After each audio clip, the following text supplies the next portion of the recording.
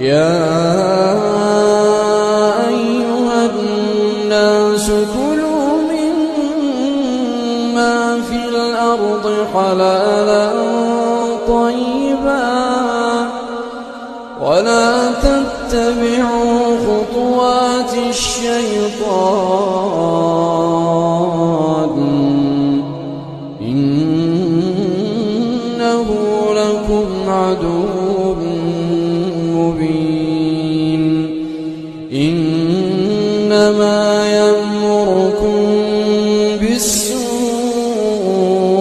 والفحشاء